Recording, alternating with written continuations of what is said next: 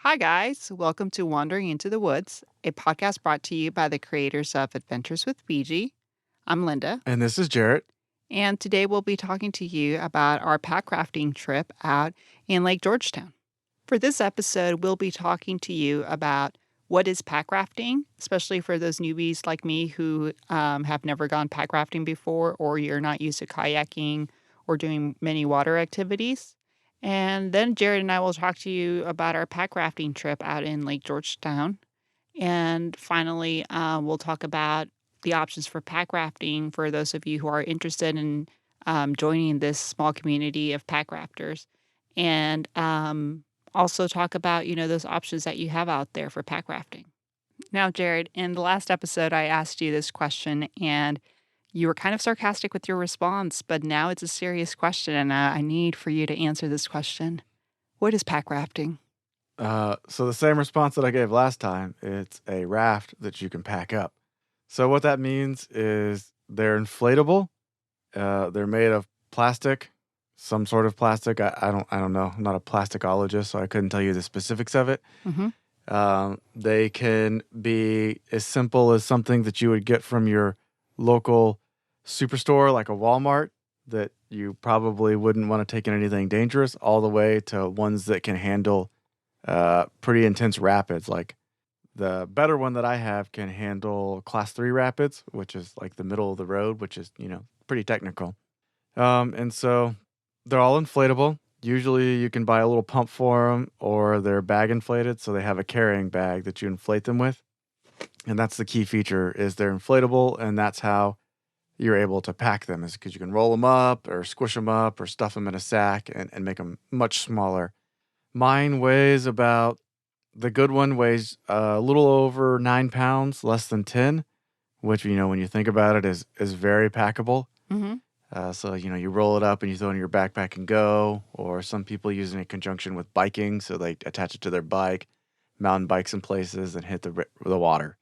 But that's the key. It's something that you can inflate. It's something that you can pack with you that's fairly light, and you can take with you on all those adventures. So, just to, when you would describe this to me, I had a hard time picturing everything that went into it because you had done some of these trips before Uh, I joined you. So, I guess what you're telling me is one of the reasons why people want to do pack rafting, or you might want to try pack rafting, is if you enjoy some water activities, especially after a long hike or a long bike ride, or you're out camping.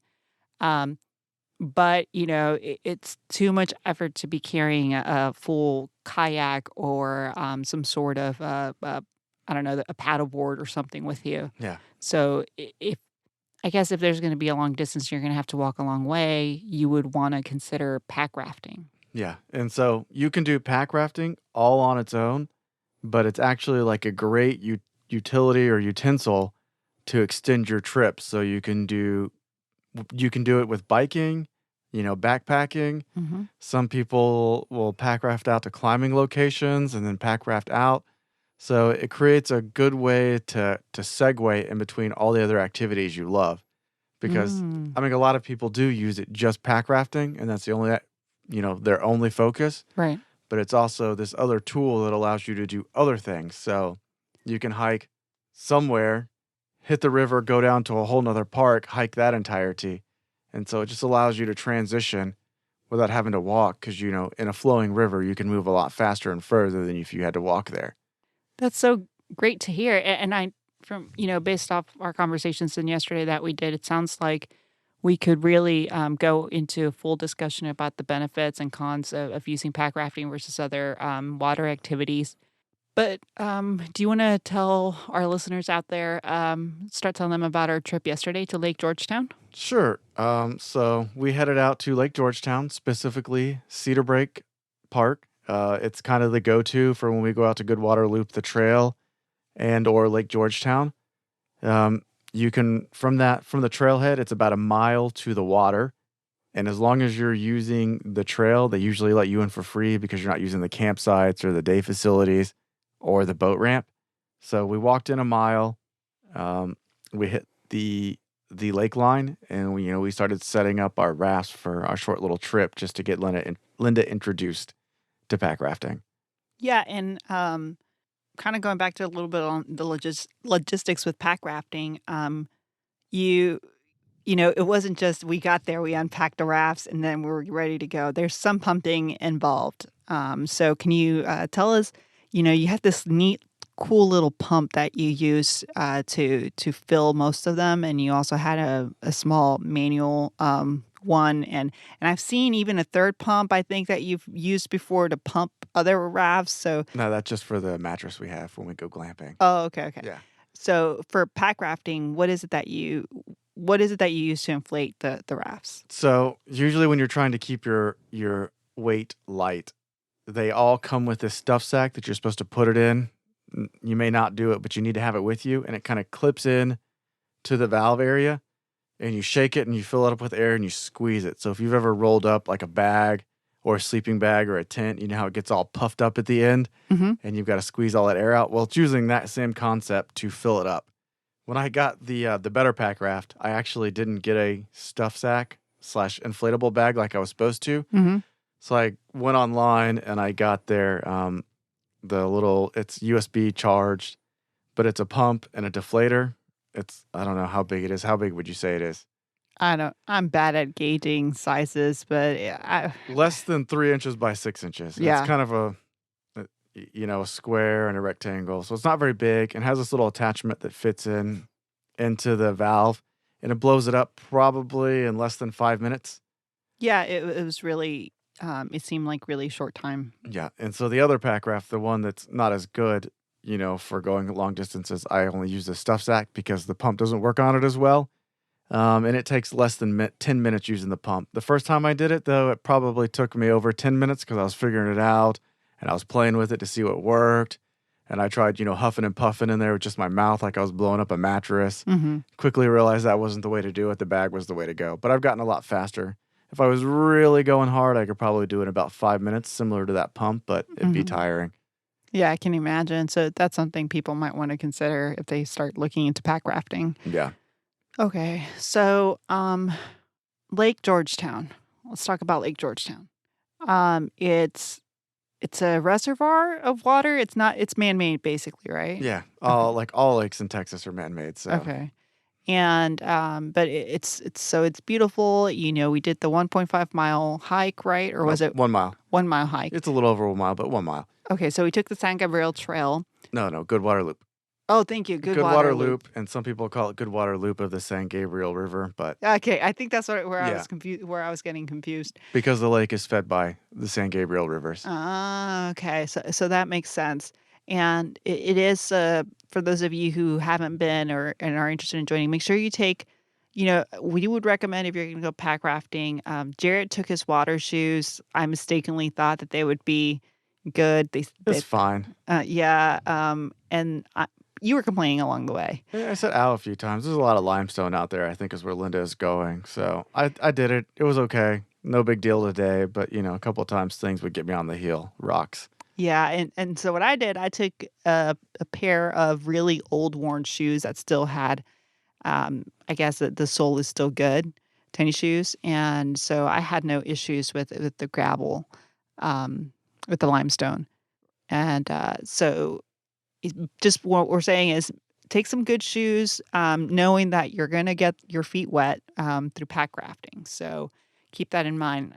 If you're real skilled, you could probably do it without getting wet.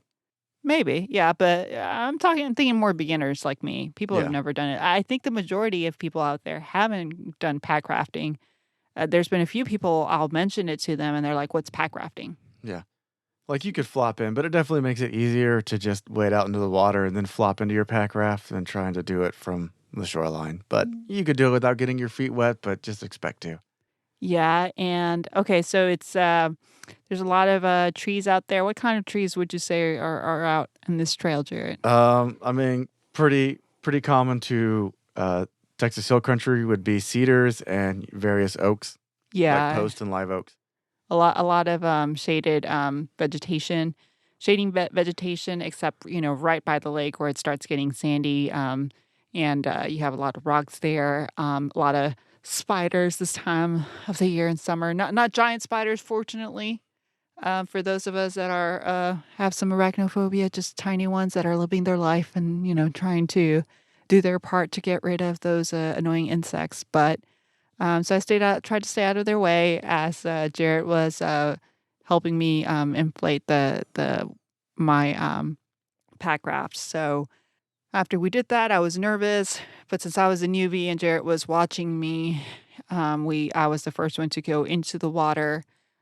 We did make sure Hmm. that the paddle that I had was one of those paddles that you put together once you're there. It's a 4-part paddle. Yeah. Okay. And so I felt clumsy getting into the pack raft. First of all, I mean, if you've ever done any water sports besides stand-up paddleboard where you just kind of hop onto it, you always feel clumsy getting into it. yeah. So that's something to be expected. So, but I'm just describing this Yeah. experience for people. Like, it's gonna be like Jared says, it's gonna take, if you're new to water sports, just anything, it's gonna be awkward at first. First of all, if you're not, It'll be awkward every time. So well, just kind of get yeah, used, no, no, like but I embrace mean, the like when you awkwardness. first go into the water, Yeah, yeah.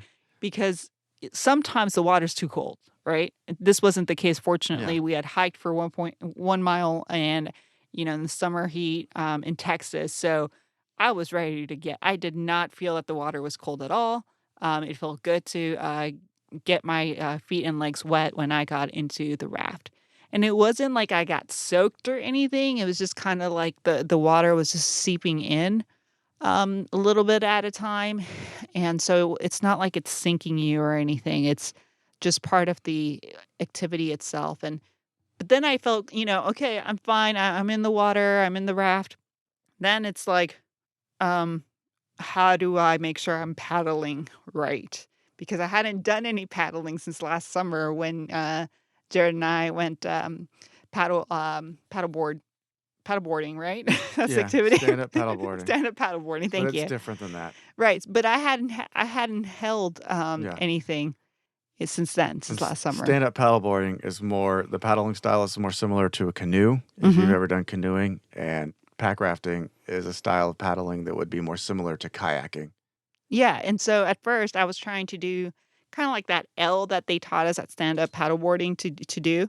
That's what I was trying to do with what do you call it? Paddle? With the paddle. Yeah, Thank they're you. all called paddles. Right, Unless with you're the rowing, then I paddle. guess it's an oar, but So yeah, I'm like, wasn't it an oar? But I guess yeah, they're all paddles. okay. The only time I think it's called oar is like in rowboats and rowing. Okay, so I was trying to do that L shape they tell you when you're doing stand-up paddleboarding, but it just felt really clumsy and I was first in circles and fortunately I think this gave you time to get into the water and get your ass there and to get going because Yeah. I'm just clumsy like going in circles at some point. Um and it was fun, once you're there. I'm a person prone to motion sickness, so at first I was a little bit had a little bit of motion sickness. It probably wouldn't have been a thing, but the lake was real active with wake and stuff. So there was a lot of, large waves coming in from people going Yeah. real fast on jet skis. I wonder if it's that, and also it's different because I didn't experience that with stand-up paddleboarding. So I think part of it too is just your focus. Like you need to be focused, Yeah, and but I on, wasn't focused because I was just scrambling maybe, around. but Lake Austin, there's no motorboat. It's all self-powered, so there's no waves created from wake. Mm-hmm. So there was actually quite a bit of waves out there because of all the boat activity. Okay. So anyway, but it went away eventually, That's and good. I'm like within a couple of minutes actually. And then I spent the rest of the evening going back and forth between, trying to find my balance and like not balance. Like I felt like I was going to sink in any way. That felt fine. I felt like I needed to get a good hold of the paddle, and I couldn't figure out how to paddle. And I think you noticed that eventually because you yelled at me, use your keep your hands at shoulder length, Mm. um, Shoulder width. shoulder width length, and so that helped me a lot. But then I still felt clumsy. But I'm not very athletic, so Yeah. Well, first time, everyone's probably fairly clumsy at it. so what was your experience like? I mean, after we got in, we went over to like a little inlet where there was a whole bunch of trees that were still growing out. Obviously, they were dead. And so just to check that out without going in too deep, because pack rafts being inflatable, there's some pop hazards, so we didn't want to run over anything and get popped. But it was nice to see the trees sticking out of the water from where they were, probably peacefully growing before the lake was created. Mm-hmm. And then after that, we went a little bit further to some like large rocks that were on like another coastline, lake line, I guess is Mm-hmm. the technical term. And so I just checked out some large rocks hanging out. Had we gone the other way, there's some, pretty big cliffs back on the rain hike episode. Mm-hmm. Those are the cliffs that I went to where I was hoping to see, a impromptu waterfall from the rain that had created it. But we'll have to check that out next time. That would have been going the other way. Yeah. Yeah, I don't know that we would have seen it. We kind of had the opposite this past weekend with that Sahara dust blowing in. And so it wasn't really raining. It No, wasn't no. rain. Yeah. But I'm talking about there was cliffs the other way that Yeah. had the possibility to create a waterfall if it was raining. Yeah, but it wasn't. I know. But that would have been the So, other direction. We went opposite way. yeah. So what I'm saying is like it's a good thing that we went the opposite way And because the cliffs are still neat even to look at, even though I find them to be terrifying with waves pushing up against them uh-huh. because water's scary. It is scary yet awe-inspiring. I grew up growing up at in Brownsville, deep South Texas. I went to the South Padre Island a lot or Boca Chica Beach sometimes. And I've always been amazed by the power of water, just how beautiful and terrifying it is at the same time. Yeah. And so I don't, maybe it's that experience. I don't feel terrified when I look at the Lake Georgetown water, even in cliffs. I've done yoga hike there a few times. But it is beautiful to see. And it is good to keep in mind for those of us who are new to swimming or to water activities in general, that the water can get pretty deep as well and that there's rocks out there. So even if you feel comfortable, you always have to keep in mind that there's that depth of water. And, would you be able to swim yourself out of that situation? So while I was out checking out those large rocks on the lake line at the pinnacle of or maximum distance of our paddling trip, Linda turned around a little earlier, and she was quite a bit slower. she was quite a bit ahead of me, and I was watching her in front of me, slightly worried because she spent a lot of time, I would say at least 33% of the time, not aimed in the right direction, and so I was slightly concerned as I was slowly gaining ground on her. Yeah, it's something I would, unless you're a strong swimmer, I wouldn't recommend you trying pack rafting by yourself the first time. Just because yeah, like Jared said, there was some time I spent there spinning because I felt really awkward with the paddle, not really sure how to maneuver it. And then it was exhausting at some point. You need to keep in mind that you will be working. This is a workout. That's part of the reason why we did it. It's a fun workout, so it takes you out of the gym. And so I had been using my arms a lot, and my arms were burning, and I felt like I remember looking at the lake line and thinking, I don't know that I can make it all the way over there. I also was looking at Linda and thought, she's not going to be able to make it back. And then I thought, okay, well, what would happen? Jay would have to come and get me. And it didn't even cross my mind that you wouldn't be able to get me. Yeah, because Linda was in the better pack raft that has more, ability to paddle faster, and so I was in one that I would not have been able to get her back. See, I was picturing that you'd get back to the lake line and then you'd swim over to get me. Oh, well, that could have been done. But as far as, all paddling, it should be a lot of legs and it should be less arms, a lot of legs. You should have your hips and powering through that. So if you ever use like a row machine Mhm. in the gym with a cord where you use a lot of your legs to push back and then you only do a little bit of arm pull at the very end, it's real similar to that. I'm not the greatest paddler myself because I don't do it very often. But yeah, you don't want to be using your shoulders and your arms for the majority of your strength because it's going to tire you out and it's not good form, as Linda learned. Yeah, and I think that's what, I thought about, well, I could be annoying and just have Jared, go and rescue me, or I can power through. And I remember telling myself, I didn't come this far to only get this far, to not make it to the end. So I guess I didn't know what Jared just mentioned about how you're supposed to do it right. Um, but I innately knew that I could use other muscles of my body or other Yeah. strength, and so I changed my posture and put more of my hips and back into it and my body, and so I managed to make myself make it to the lake line, and I was able to finish the ride, the adventure. And so that's one thing you've got to be aware about with a pack raft is it's not a rigid frame because it's inflated. So when you push an anchor with your feet, there's going to be more give. A lot of them have additional straps that you can buy that'll lock your legs into some degree.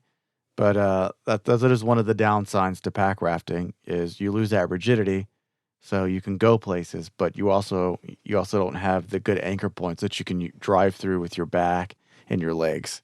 Yeah, but I guess some people could see it as a benefit because it's a better workout. I guess. Yeah, if you're hardcore like that. So we get to the lake line. You catch up behind me because you went a little bit further than me. Mhm. Um, and then the next steps, from what I learned yesterday, and correct me here where I'm going wrong.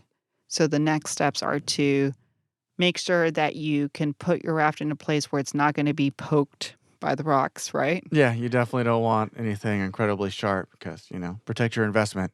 Right, and take whatever you had in it. Your back, like in our case, my backpack took it out, and use that pump that we were talking about earlier to deflate it. Yeah, it can deflate. I mean, you can also just open the valve and squish the air out, but Hmm. the pump works in the reverse, and it'll decrease your deflate time, and it can get all the air really sucked out, kind of like using one of those sandwich bags that you can vacuum seal. Similar to that, if you need something to kind of imagine. Yeah, that's a great analogy. It's probably the same mechanism. I mean, yeah, it's a vacuum. So And then you we folded it kind of like in half, and then yeah, long way longwise, half. yeah, What is long that way hot half. dog? The Yeah. hot dog folded it. And then you rolled it up kind of like you would a sleeping bag, but you started at the point away from the The valve. the valve. Yeah, so you can squish Yeah. all the air out at the end when you roll it up. So going back to that, if you've ever rolled up a tin and you get that stupid pocket of air that takes forever to slowly squeeze out, this will help prevent that. So Yeah. start at the opposite end of the valve and roll towards it. Yeah, and then you put it in your backpack. Yeah. Also, actually, before you probably pack the raft, if you have a 4-part paddle like I did, you want to take it apart as soon as possible. Yeah, depending on the material they're made out of, if you don't take them apart, they can kind of get sealed together and then they'll no longer be a 4-part paddle set. They could just be a 2-part or a 0-part. They could just get stuck as one long one. So take your paddles apart as soon as you can. And keep in mind that at this point you might be exhausted, so you might want to plan for this ahead of time. But then I had to hike back and carry that on my back. Yeah. So as part of it, we also had to hike the mile back. Yeah, so it wasn't terrible. It was a good workout, which is what I needed. But we're trying to give you all the points, or you might want to consider if you're new to pack rafting and you want to give this a try. All right. So the pack rafts that I actually own a Climate LWD, which is a light water dinghy. It's probably like the most basic pack raft you can get. I think it's rated up to class 1. I got it on an Amazon Prime deal. What is a class like? What is Class this? 1 rapids. So something that most people would be able to navigate by sheer luck in most cases. Okay. Yeah. So basically, what we did, like kind of like in Lake Georgetown. No. That's flat water. So rapids would actually have some sort of ripple and waves and Oh, probably okay. some channels. So it's actually like rapids. Okay. But you would probably just get kind of sucked into the rapids and the water would take you to where it is safe. So kind of like the San Marcos River Uh-huh. once. Okay. I don't. I know the tubing park that you're talking about. I don't know if they're class 1s or not, but you would just go down it and you'd probably be okay because people do it in tubes. Okay. So I don't know the exact class rating right there in that park where Okay. the tube takeout is. But so that's the lightweight dinghy. I got it on an Amazon Prime deal for less than $100. It was kind of like, hey, do I even want to try this? You can generally get them for $120. It's probably the cheapest you're going to get for a decent quality one to see if you like it or not. The other one I own is a Cocopelli. It's a Nirvana self-bailer, And so what self-bailing means is there's holes in the floor and your kayak sits or not your kayak, sorry, your pack raft sits slightly above the water, and those holes allow the water to drain out. I specifically got that so that I could take either BG or some future pup with me, and be able to put them in the front and not have to worry about putting a spray deck on. And I'll cover spray decks here in a second. I also got mine with the Cocopelli. It's called T-Zip. It allows you to zip open the pack raft and put your stuff inside of it. So Mm. your pack raft then becomes your backpack that you're riding on. Oh, nice. Yeah, so that way, Linda had her backpack stowed in the front of the boat where her feet are. But if we used the T-Zip, we could have taken the backpack and just shoved it in the raft and gotten it out of the way. And that's where you'd put your dog or cat or turtle. And I so, guess I never thought about taking a turtle on a ride, but I guess yeah, you could, right? you And could. you should. Yeah, and that'll give them areas to look out. And then so a spray deck is, if you've ever seen a kayak where they have this neoprene looking thing over the top, it's called a spray skirt. It just helps keep water out. Mhm. And so that's what it is. You can get pack rafts with that as well. And so those are considered more performance because they help hold you in, keep water out and things like that. But with the self bailer, you're never going I mean, all the water that you get in, it may pool, but it's never going to get so much where your boat sinks or you have to stop to get out to dump that water out like you would in one with a completely sealed floor. And Yeah. so go ahead. Well, I was going to say, and if the price is something that, maybe scares you because it starts at 125 and you're thinking, I don't know if I want to take this level of commitment for something that I might end up not liking. I think right now during the summer of COVID, it's a great time to try it because it doesn't feel really safe to go out there to businesses to be renting tubes that you're not sure are sanitized appropriately or anything. Or maybe they're closed altogether in your state. We don't know that. So this is a great chance for you to, if you don't have an alternative, get a pack raft and go out there and explore. So it's something for you to consider during these times of COVID. Another way of getting into water activities. Yeah. And so the climate LWD is a good starting thing. I mean, just know it only weighs like 2 pounds, but the ride is terrible. There's no there's zero structure, so you're almost like laid down into it. So it's a really good core workout.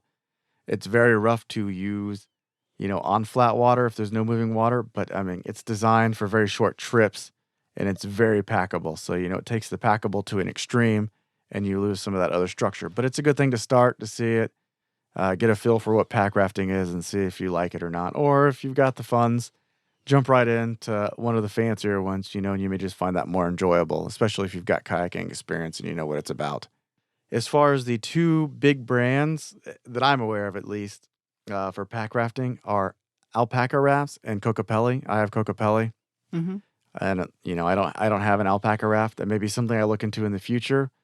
I went with the Cocopelli because I specifically, as I stated earlier, wanted a self bailer, and theirs kind of stuck out more to me as that's what they were selling it as. And that gives me the options to put, a pup in the front if I want to, and be able to go down, some sort of river. Probably not some extreme rapids because I know people do, but I don't know that I would feel comfortable. Right. Yeah, especially with my skills. Maybe if I got better and I was like, I never have an issue with these Mhm. rapids, and it'd be something different. But just having a dog that's loose in the front that could get scared and jump in, or my abilities makes me a little bit nervous. But I would definitely do some like class 1 rapids with them. Oh, cool. So those are the two big brands. Um, So, yeah, and that's why thank you for giving us that briefing on them, on the brands and the options out there. And, we've already discussed why we would want to consider pack rafting. And it's, if you want to find something, a fun workout, it's a great option. mm, You you don't want to buy a kayak or a paddleboard because they might take up too much space in your garage or yeah, your storage room, wherever. they definitely take up way less room. Yeah, minimal maintenance. Mm, All we did was when I got back as soon as possible, I just laid them out outside to dry. yep. Is there anything else involved in maintenance? With the T-Zip, when you use it, you're supposed to lube it up again with like some fancy oil, but that's like it. Yeah, I'm sure you're supposed to do something to the valve itself, but yeah, that's about it. They're real low maintenance. and they limit your exposure to COVID in these summer times. Mm, So it's I think they're a great option for those of us that love, to get into the water during the summer and like, going out for a little adventure. And for the last segment of the episode, we'll be doing What the Haters Say for Lake Georgetown / Goodwater Loop, specifically regarding Cedar Breaks Park. This 1-star review, it is terrible for hiking. Way too many rocks jutting out of the ground to cause injuries. Absolute garbage for trying the Goodwater Loop Trail. Well, and another person here wrote a 1-star review for I yelled for Mike and he never showed. And I think what they're referencing, even though they gave it a 1-star, is they're referencing that attendant because if you Google Lake Georgetown, you might get some results to see some attendant a couple years back made fabricated a story that this man was assaulting her with a vehicle and she's screaming and everything in the video. And all the man was trying to do was Turn around. he That's had why- accidentally entered the park and was trying to exit. So you'll see some random 1-star reviews of people saying, I called for Mike or I yelled for Mike and he never showed. That's what they're referencing. They're Yeah. referencing that video. And then going back to our first review, it's like they've never been to the Texas Hill Country. Right. That's all we have in the ground is limestone, dangerous limestone, sticking up all over the trails. It's kind of a thing you have to come to expect. I'm guessing they've never been outside. It could be also that maybe they want some ADA accessibility. I guess. I don't know I don't know that this park is ADA accessible. No, I would think that unless a trail specifically says ADA accessible, I wouldn't even try it if that was the case. So that's unfortunate. So it Yeah. is good feedback for Lake Georgetown. It is not ADA accessible, but if you've never hiked in the hill country, I guess it would be a surprise. But for all of us that live here, it's no shock. There are rocks, limestone jutting out everywhere, and they're Mhm. dangerous. So it's just something you get used to. Well, guys, there you have it. Our review and experience of our introduction into pack rafting out in Lake Georgetown in the summer of 2020. If you guys want to hear more about pack rafting or other outdoors adventures, we recommend that you visit our website, adventureswithbg.com. You can also follow us on Facebook and Instagram at adventureswithbg. Those are the letters B and G at the end. And we look forward to hearing from you. If you have any adventures you'd like to share with us, feel free to send us a message or tag us on any of the social media accounts. And as always, make sure you stay safe while wandering into the woods.